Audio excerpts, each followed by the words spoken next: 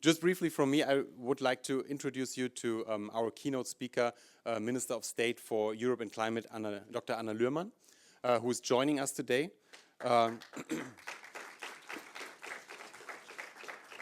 She's been Minister of State since 2021, and one of her focuses in her work has been the Western Balkans ever since. She's also a member of parliament.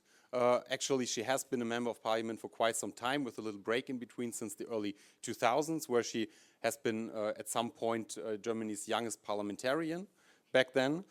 In the meantime, she also had a successful career in political science as a scholar, and I'm really happy that she's with us today, and give the floor to her. Thank you very much. Well, thank you very much for your kind introduction, and thank you very much for being here today. I know all of you are very busy also in your respective organizations, in your home countries, and I feel it's a privilege that you have responded to our call also to come to Berlin here and also to contributing to this important work of the civil society and think tank forum, and now also in 2024. Special thanks, of course, also to the Aspen Institute Germany and the Southeast Europe Association for organizing this event today. And it's really, I mean, it's the 10th anniversary of the Berlin process. So I think we should really take a moment and also celebrate all of those that make this possible, which is you actually here in this room. I mean, this is really a process that only works because also civil society participates in it. And it also is a process now, the Berlin process, which is truly a platform for dialogue and cooperation between governments, but also between civil societies in the Western Balkans. So really big thanks to you, because you've been now important democratic agenda setters and the important backbone for the process that is the Berlin process, and to make sure that this process actually serves the people of the Western Balkans. And in the past decades, the Berlin process has achieved some important milestones. We have been able to enhance a common regional market and signed 4 mobility agreements that enhance regional mobility of students, of academics, and of the workforce. And we've just seen important breakthroughs actually today as we speak. We have seen the launch of the Green Agenda in 2020 to enhance the green transformation of the region, a topic that's particularly close to my heart. We have established a regional youth cooperation fund with RICO. We have 7 workshops that lay out now a roadmap for the future, as we've just heard. And I think it's an important opportunity for exchanging experiences, for solutions, for finding them in order to address the needs of the people in the region. I'm very much looking forward to the outcomes and also to your recommendations now after your work in the coming few days. On my past travels to the region, I've repeatedly met several of you also, be it in Sarajevo, be it in Belgrade, and I've been deeply impressed by your expertise, by your knowledge, by your engagement, by your creativity, and also by your efforts in making your voices heard. You clearly make a difference, and many of you face really constraints, face a very, very difficult context, shrinking spaces for civil society, lack of financing, and even worse, intimidation and concrete threats that are nowadays not unusual, as we observe currently, for instance, in Serbia. So let me be very clear, this is absolutely unacceptable. Also in situations of disagreement, it is the obligations of all authorities in democratic states, also of the Serbian authorities, to protect all actors and to protect the freedom of speech. We have repeatedly also urged the Serbian governments to respect the basics of a democratic debate and the rule of law, and we will certainly continue in doing so. In the end, it is those fundamentals that are also deeply intertwined with further steps towards the EU and also the accession to the internal market. This is a clear chance for governments to prove that they respect the fundamental values of the European Union and that it's really serious with the EU accession. And yes, the whole path to the EU is far from easy. I've had repeated discussions with many of you also over the past years. It really entails both political and also public will. It entails trust and cooperation, and particularly in times when we see attempts of division and destabilization aimed at halting any progress towards a prosperous, a safer and a sustainable future. But let me be clear, the Western Balkans have their place in the European Union, and Germany is by your side to accompany on this important pathway. The Berlin process stands for this path with diverse formats of cooperation and of discussions. And the road to the EU, as you all know, is not just an exercise in ticking some boxes. It must also include concrete steps that resonate with citizens. It must ensure effective implementation and also local ownership. This also applies for the realization of the common regional market. Implementing the 4 freedoms and schemes of mobility are really important for unblocking CEFTA. And Manuel Sarrazin, who you will meet later also for a detailed discussion, has worked very hard to make sure that this road is a successful one. We've also today been able to gather local expertise and knowledge on gender equality and diversity, as we've seen. Your expertise, particularly on good governance and female entrepreneurship, as well as your recommendations on gender-sensitive activities, are part of this year's ministerial meetings and are also part of the upcoming summit. They will be incorporated into our chair's conclusions, together with recommendations from the Roma Ministerial, which I chaired here a couple of weeks ago. And as the Minister of State for Climate and Europe, I'm particularly aware of the urgent need to address the climate crisis. Heat waves, wildfires, and other disasters are becoming much more frequent. And we've also just heard that we saw very devastating effects of the floods in Bosnia-Herzegovina just last weekend. Therefore, it's really high time that we proceed with our just energy transition, along with concrete actions to protect the environment and also to adapt to the disastrous consequences of the climate crisis.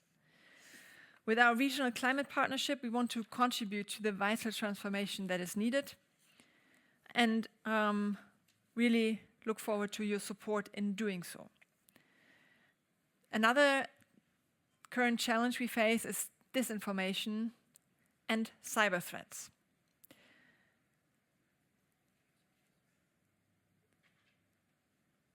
Manipulated media, technologically and digital processes, information manipulation, they all deepen the distrust, in particular in agents of change. On my visits to the region, I've frequently engaged with fact-checkers who are working relentlessly to put together the facts and to make sure that an informed debate can take place. Also, a big thank you for that.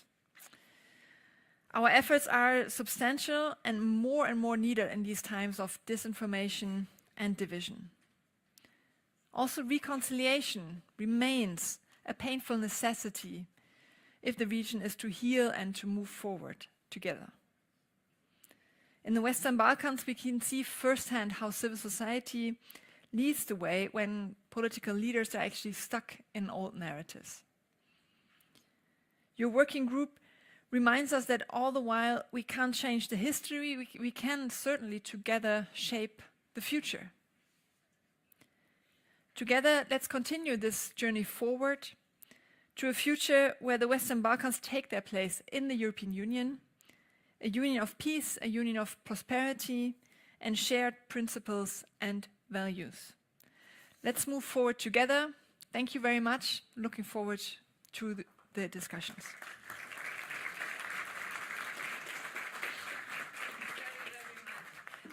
Would you be available for a couple of questions? A couple of questions, yes. Yes. Would you like to do the standing Yes, up? of course. More than ever. So I think we don't have a lot of time, but maybe we can collect a few questions. And this is your chance to hop on right in. Who would like to be the icebreaker?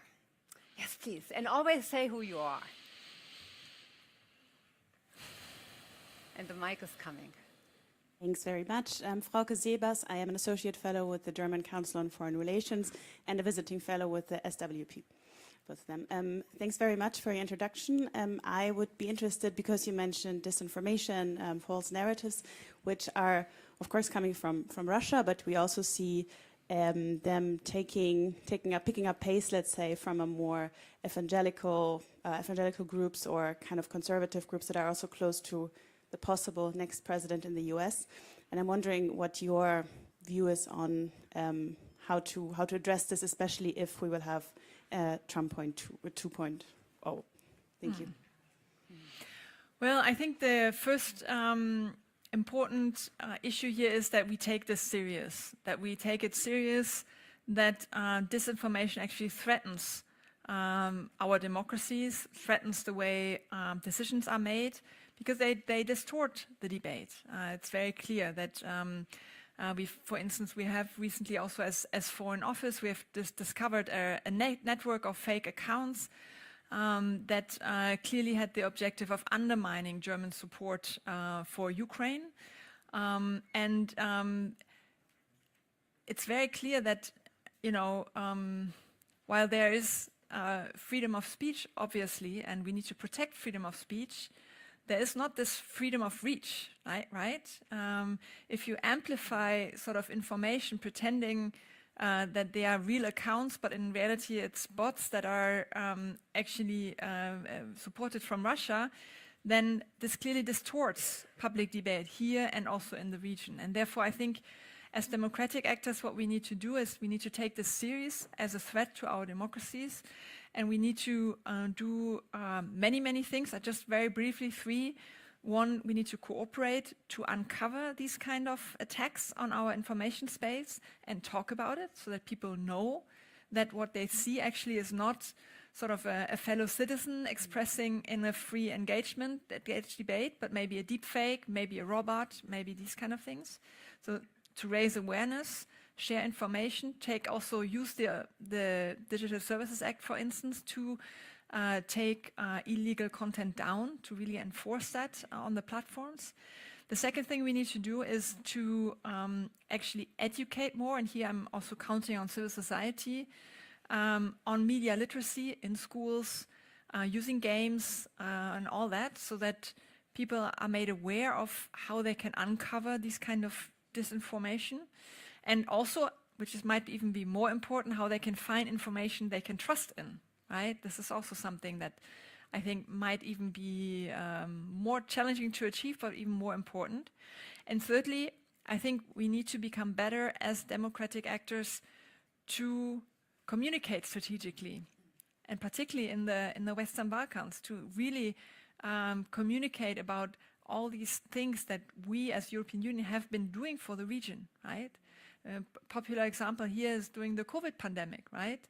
Many people, for instance, in Serbia think that it was the Chinese who helped them through the pandemic, whereas in reality, the EU combined has done much more to also support the health systems of the regions, but didn't talk as much about it. So therefore, we really need to get our act together here, and we're working on several initiatives together with our European partners to actually do that.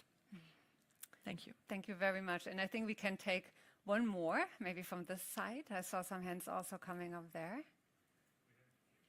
Or right over there. In this fifth row.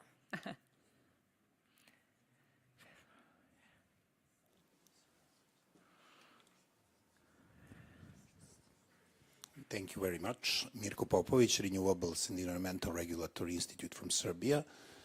First of all, I would like to thank you for your statement about the growing oppression towards civil society in the region. It is highly important. However, despite obvious success of Berlin process in different areas. We may conclude that when we speak about the rule of law in the region, we face deterioration from year to year, which at the end result, which this situation of civil society, particularly in Serbia. Upholding the rule of law principle is essential not only because of principle, but because of its direct implication on different policy areas, particularly green transition and energy transition. It is impossible without the rule of law. To make long story short, my question is how this issue of deterioration of the rule of law and oppression towards civil society will be addressed during Berlin process in your negotiation with governments. I understand that this is a space which is more comfortable for such statements. How this issue will be, if you can share with us, and what outcomes of this Berlin process could be expected in terms of deterioration of rule of law and oppression towards civil society. Thank you very much.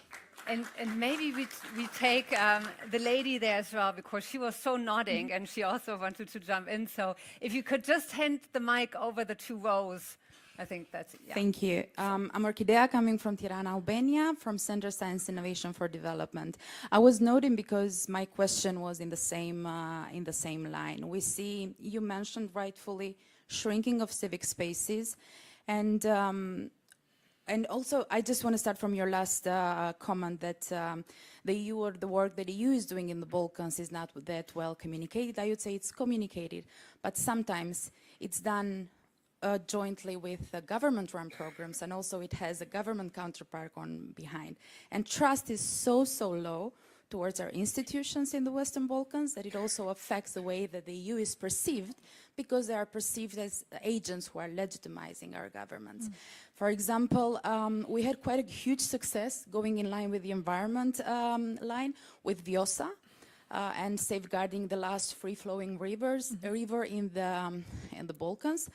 But a couple of months ago, what started to happen in Albania was people or companies started to wanting to take water away from Vjosa, so impacting regional and local ecosystems. So although these measures that are supported from EU but also international partners, at first you see that there's some positive result, then you see when implementation of safeguarding these measures is not happening throughout the whole of the region. And my question is in line with what Marko was saying, that how are you at the forum going to ensure that the recommendations coming from the civil society forum are actually included, but also presented and also used in nudging leaders of the Western Balkans in taking them into account? And counting on last year's forum, we need, or we believe and think that there's more need to be done from EU leaders, those who are sitting in the same tables with our leaders, in making them respect and making them follow through with measures. Because we talk all the time that spaces are shrinking, and the spaces are shrinking, but they're becoming no spaces at all. So we're standing somewhere, not knowing what is happening, how it's going. And throughout the region, you see the same thing. Although Serbia is leading some sorts, other countries are not falling behind into more autocratic regimes and in shrinking of rights, not only physical, but also in the online spaces. Thank you. Yeah, thank you very much. I have to say that I, in some regards, share your frustration. That we have many pleas from civil society forums like here, but also from the European Union, and also what we as sort of politicians voice in our many conversations with leaders in the region for the rule of law, for the respect of civil liberties, of freedom of speech and all of that. And then we often get reassurances, and then the implementation sometimes happens, but sometimes does not happen. So therefore, I think what needs to happen here in the Berlin process is first really that voices are heard. I mean, this is the point of a conference. This is mainly about sort of making sure that not only one perspective is there, but really a plurality of perspectives. And probably Manuel can talk also a bit more in detail now how the technicalities work of taking your recommendations now then to the summit also next week. What for next week, what is a big focus is on the common regional market. So that's here a clear focus. I focus in my work a lot on the EU accession process, where we have very, very clear instruments actually to say, look, here are the concrete steps, for instance, for an improvement of judicial reform in Albania, where we've actually seen quite a bit of improvement, maybe not as much as you like to see, but we have seen sort of from where we started, we have seen some improvements. And now with the growth plan also for the Western Balkans, the Commission has also an instrument now where very clear improvements in rule of law situation are then also linked to financial flows. And this is also what we see in the EU internally, what often helps at least to get some level of reform in countries with a dubious rule of law and human rights record, to link additional funding also to progress in this area. But in the end, I think what needs to happen is pressure both coming from civil society from within, so that leaders know they're being watched, as well as a clear expectation also, particularly for the countries wishing to join the EU, that it's very clear on which values we are standing here, and that these fundamentals are to be achieved if the countries are serious about taking steps towards the EU. But again, I would say there are also rays of hope in some areas. Also, if we look to recent developments in Montenegro, for instance, we also will be able to open another cluster of EU negotiations with Albania next week, actually. So there are some positive developments as well, but there needs to be continued pressure. Democracy is not a spectator sport, and therefore we count on all of you. And thanks for being here again. Thank you very, very much. I know that you do have to go. We would love to duplicate you and have more than one of you. Manuel is here. I know. We would like to do the same with him as well, have a few Manuels to be at the same spot at the same time. Anna Lührmann now has to go to the Parliamentarians Dialogue, which is a new addition also to the Berlin process, a very important one. And they're meeting over this morning and the afternoon and tonight, and that's where she is hopping off to.